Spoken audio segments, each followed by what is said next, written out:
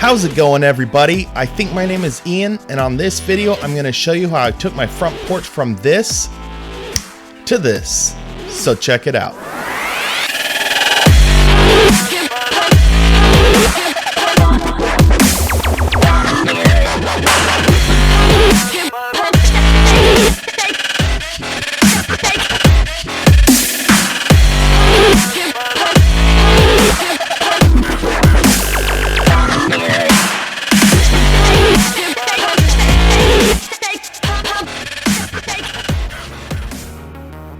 The very first thing I started on was adding a second light fixture to the porch. I didn't show a whole lot of detail here, and I am definitely not an electrician, but since I had an existing fixture, all I needed to do was tie into that, run the wire through the roof of the porch, and then create another box on the other side of the door to add this second light. With the light fixture finished, I moved on to measuring my existing posts to get ready for the new ones. Something that always bugged me when I moved into this house was that the porch roof was about 1 inch higher on one side. I figured this was probably due to the porch slab itself sinking on one side, but after a bit of measuring, I realized that although seemingly identical, one of the existing posts was actually 1 inch longer than the other. So this is a problem we'll be able to easily correct when we make the new posts.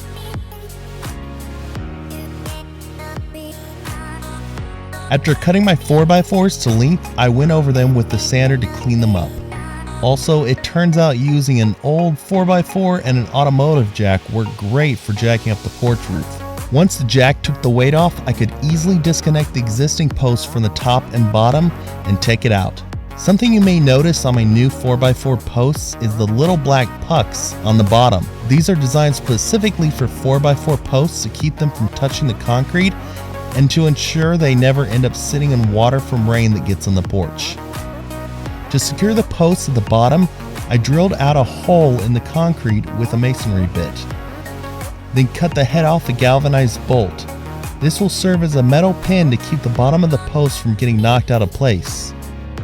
Some rough leveling was done on the new post before lowering the weight of the roof on it. Final leveling was done after that, just using a level and a hammer to tap it precisely in place before securing it at the top. For the other side, I will be using part of the old existing post to support the metal rails, so I didn't want to remove it completely. Once the weight was on the jack, I used my angle grinder to cut the whole thing in half, then removed the top section. There were 2 bars running across the bottom, and I wanted to save part of the higher one. I left just enough space to slide the new 4x4 post in. That way I could attach it all together. Then I repeat the same process on the second post that I did for the first, and begin leveling it and dropping the jack to let the post start taking the weight. I went back and trimmed the areas of the old posts I cut off to be flush with the rails, then moved on to cutting the existing bars out of the rail frames.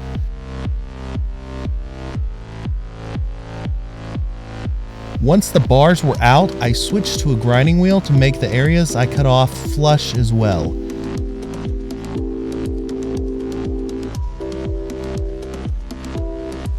And while I was at it, I used this opportunity to smooth out some of the old existing welds to make the frame as smooth as possible before switching to my sander for a final pass over everything and to get the old paint scuffed up enough to accept a new coat of paint.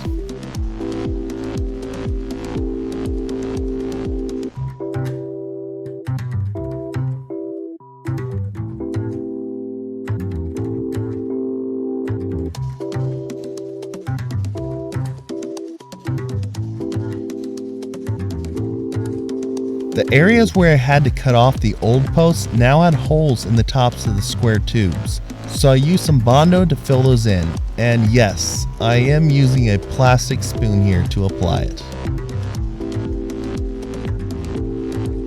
Since I had to wait for the Bondo to dry, I decided to address the mailbox.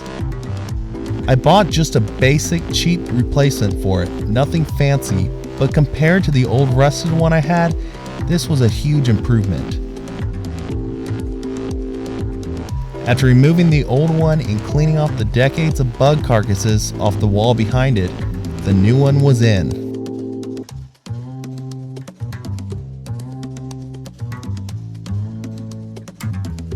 Now the Bondo was dry and ready to be sanded flush with the rest of the lines and angles on the rails.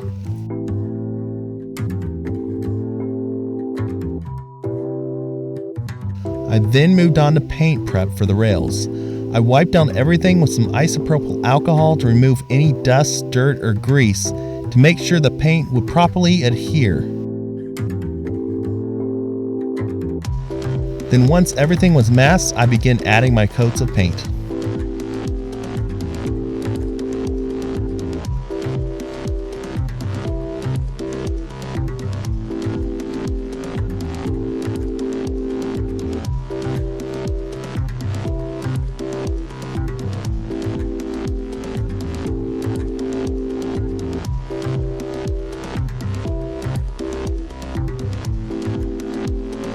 Now it was time to start making the new bars for my rail frames. I started by making some rough cuts of the 1x1. Then with a lot of measuring and clamping, I knew exactly the position I wanted them. What made this really easy was that once I was able to clamp them on one side, I could mark the exact position on the other side for my cutting. I used tape then to mark the bottom position of each bar so I knew where it went once I took the clamps off.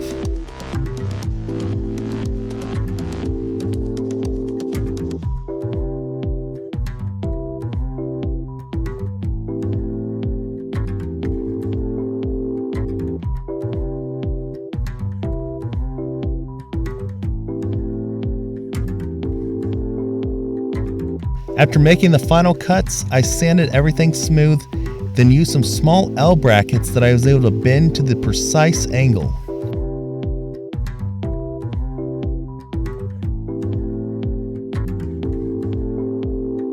Attaching them was super easy. Just a couple of wood screws on the wood side and a couple of self-tapping screws on the metal side for each bracket.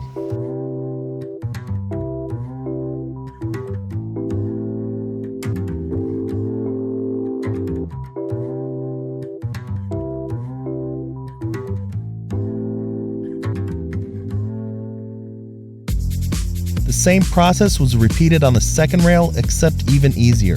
Since this rail was straight, I didn't have to worry about cutting any weird angles. I just got the precise measurements, then cut a couple more pieces of 1x1 to length.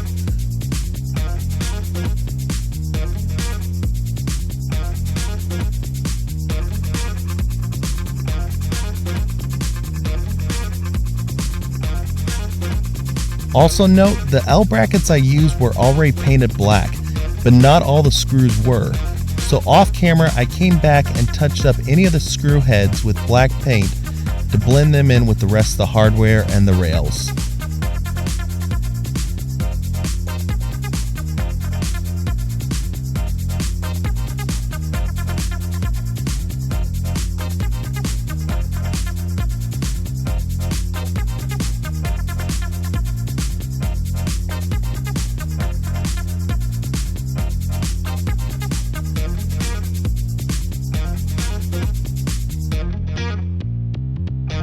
After giving everything one last final sanding, I moved on to staining.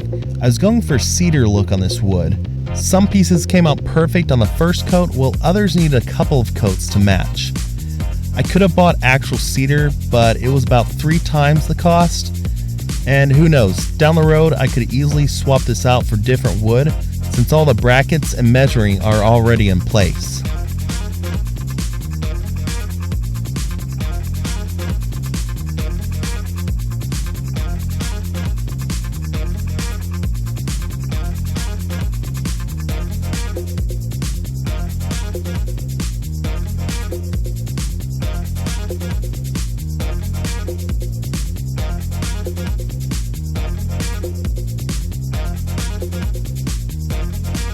Once the stain was dry, I decided to try a new sealer. This stuff is primarily used for decking, and it comes in a cream. After spreading it out to a thin coat, It soaks in and dries clear. I'm really impressed with this stuff so far, but only time will tell how effective it actually is. Now for the final piece of this project, the front door. My front door did not have one of those looking holes for seeing who's at the door, so the first thing I did was measure out exactly where I wanted to put one. This is a metal door with foam in the middle, so it was a little interesting drilling through it. But once the hole was made, I used this really easy kit that comes with both pieces. You just put them through either end of the hole and screw them together. It works great. The next thing I wanted to do was add some nicer door hardware. Also something in black to match the rest of the metal on my porch.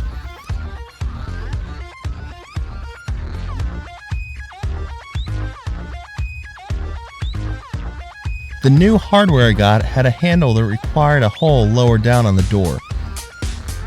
However, their included template made it a breeze once I got it all lined up.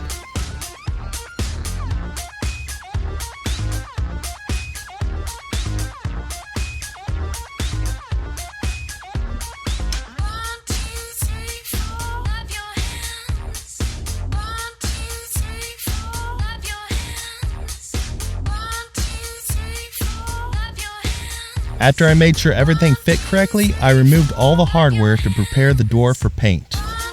I first cleaned the door with soapy water, then made another pass with isopropyl alcohol. Once no more dirt was coming off on my rag, it was time to start masking. The rule of thumb when painting a door is to paint the end the same color as the side it faces when it is open. I wanted the cleanest look possible, so I even masked off the hinges and used a razor blade to cut it precisely around the edges.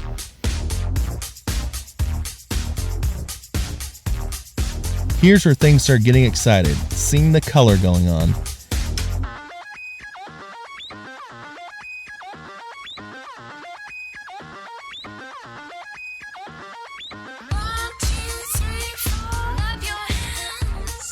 It took 3 coats in total for full coverage.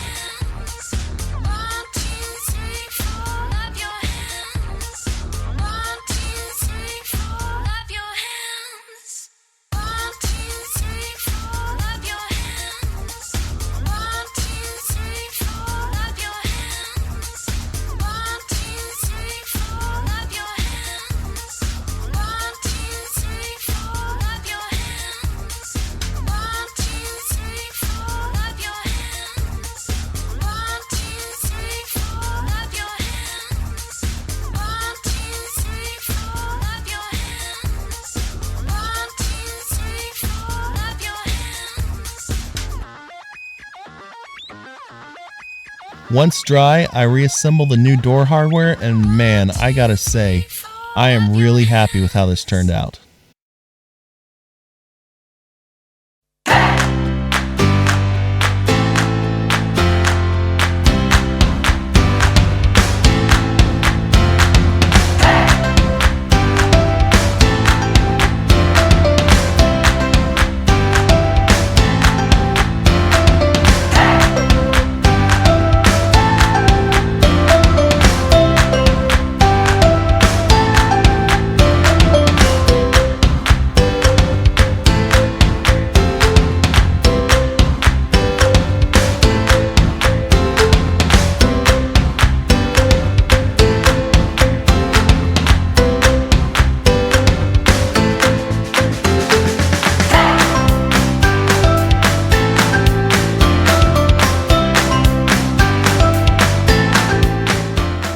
Thank you all so much for watching to the end of this video. If you enjoyed this, consider subscribing.